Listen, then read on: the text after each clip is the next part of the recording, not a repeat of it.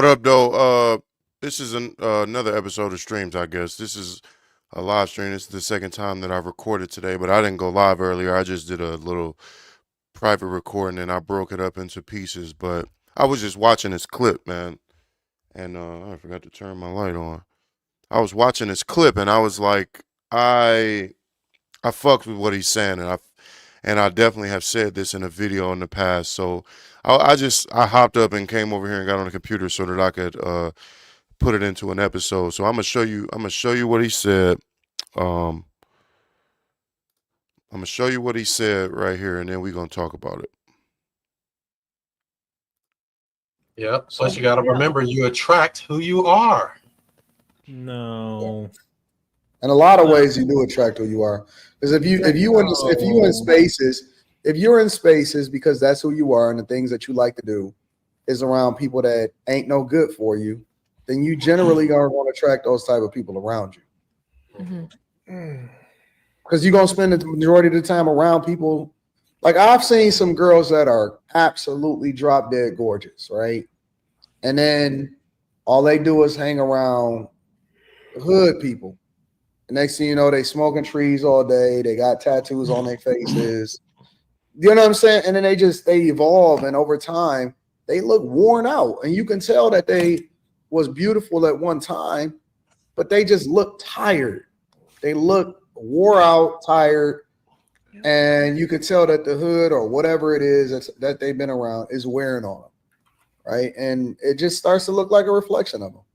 Your environment can play a huge part into your appearance. It happened to me. Staying in an environment that's toxic, that's not good for your health, can deteriorate you after a while. Yeah. Once I upped and moved to Texas, it just seemed like my life did a 360.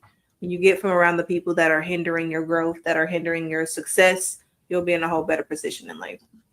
Like I could look at women that party a lot, and they look like they party a lot. Mm-hmm. Yeah. They look like they party a lot. Like you they like a lot of rodeos. Don't be jealous. And then I could tell girls that, you know, are well taken care of. You know what I'm saying? That live a softer, sheltered life. Like you could just see it. You could see it on them. You could see it in their demeanor. Absolutely. You could see it in their personality. You could see it on their face. You know, they just. How you see it, Anton? Huh? How you see it when you don't know them? What do you mean? I could see them. I could see It don't the way matter. they walk. It don't matter. You know what I'm saying? I could tell in the way that they communicate. They're usually nicer. You know what I'm saying? They're less likely to be abrasive when they walk into somebody. Even if a guy try to talk to them, they don't have a nasty attitude. They're just more. They have more of a motherly spirit to them. Yes. You know what I'm saying? And so they just not angry. The world ain't kicked their ass. They got a different spirit that just resonates in their everyday thing. It makes you want to treat them better. Yeah, I agree. And so it's just on them. It's all over them. It's in every way in which they move. It's how they carry themselves. They walk slower. They nicer. They say baby to everybody. Hey, baby. You know, they fucking act like old ladies sometimes, and they just got a different demeanor. You know, they able to carry themselves in a conversation with don't matter if you a younger person, they treat young people nice. They always wanted to be nice to them. They got a nurturing spirit. The world ain't kicked their ass, and it hasn't tainted their soul. And you can see it all over them. And Boom. So I think that's enough to get the gist of what he's saying. And this is I did a whole episode about this because I talked about I went to a barbecue or something, and I said I was in the hood, and certain people that I was looking at, you could just see the hood on them or in them. And it exudes itself. It shows itself in many ways. It could be the look of your skin. It could be the way that you talk, the scowl on your face. It could be the way you dress. It's a lot of things. It could be your fingernails. It could be your hair. And all of that stuff shows in the way that you live. It shows. It's very evident to me. And I feel like all my life I've had this sort of like, I don't know, this sort of like superpower where I could see certain things on people where other people couldn't see it. And I've mentioned this to people before, and it's always kind of like rejected and framed up to be like this judgment that I'm passing, but it is a judgment. I'll just say that it is a judgment. There's nothing wrong with that to me. You know, we judge everything. People try to make it seem like judging things or judging people is like inherently wrong. No, you judge everything all the time. Everywhere you go, you're judging the situation. You're judging the place you're at. You're judging the people you're around. Am I about to get robbed? Is this motherfucker about to start tripping? Does this motherfucker look trustworthy?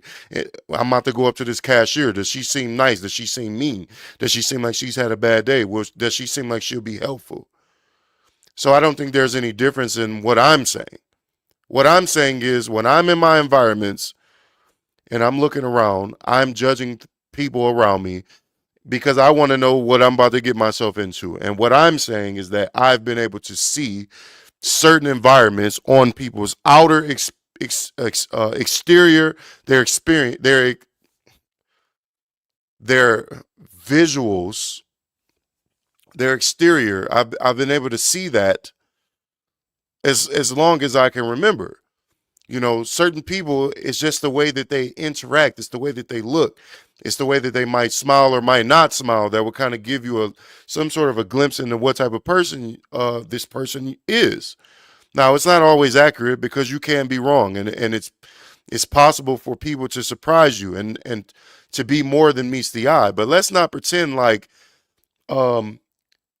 what meets the eye sometimes gives you a really good idea of what you're about to deal with. You know what I'm saying? The way a person dresses or the way a person talks, the way that they walk, how fat or skinny they are, all of that type of shit, it matters. It's important. And this is what I said. Just the other day, I went out with this young lady. We had a good time, went to the cigar bar, you know what I'm saying? It was a nice little outing. Got some drinks, smoked some cigars, talked for about 2.5 hours, something like that. It was a good time, right? And during one of the things, we were talking about her environment and the things that she's been exposed to and the things that she's been up against because of it, because of her environment. And immediately what I said was, you know, you need to remove yourself from that environment and you need to, I said, even if that requires you to cut people off. And she said, you're not listening. I am cutting people off, blah, blah, blah. And I said, okay, good. Because I'm like, that's what it requires. You need a change of locale. You need a new environment. You need new people in order to escape those old habits. And that even means escaping yourself because we get these habits ingrained in us. They become almost embedded in your nervous system. There are things that you're used to doing, people you're used to being around, environments you're used to frequenting, places that make you feel comfortable, even knowing that it isn't good for you, but you frequent them anyway because they're comfortable, they're familiar to you. And that's not always the best for you. Like, you know, you pull up on the block, you might smoke and drink with your homies till 2 a.m. for 8 hours, 7 hours a day. And it's familiar to you. It's something that you're used to doing. But you look up and you realize that I wasted a lot of time. This shit was bad on my liver. This shit was bad on my kidneys. Every time I come around these niggas, they want to fight and argue. Every time I come around these niggas are talking about something negative, and it isn't conducive to the place that I'm trying to get to as a human being. So you might change, you know, your environment going forward just to get yourself into a different mindset. And it's a holistic change. It's something that has to change all the way around 360. You can't just change one thing. You have to change your life by changing your mind. And that's all that it is to it. You know what I'm saying? So it's a choice that we all make. And like I said, you can see people's choices on their bodies. You know, they manifest in the way that we look all day. People look like and people act like the choices that they've been making every day up until the moment that you ran into them. You know what I'm saying? And since motherfuckers want to come in here and play, I don't know who this Clue channel is, but the first thing he did was come in here and have gay on his mind. So you tell me what's up with you, nigga. You know what I'm saying? You want to troll. What's up with you? We're going to look at your channel in a minute. We're gonna look at your channel and see how gay you are. You wanna troll. What's up, nigga? Goofy ass motherfucker.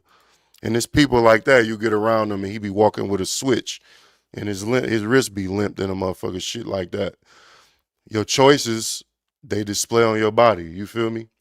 But that's all I wanted to say, man. I just wanted to capture that moment. Like I said, I already did an episode about this topic before, but it's almost like hearing it outside of my own episode or my own thoughts kind of legitimizes the thought for me. I like that.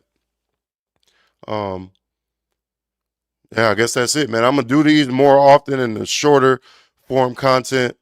I just wanted to get that shit out the way. Somebody go tap in with the Clue channel and see what his motherfucking deal is. I appreciate y'all. I'm out, man.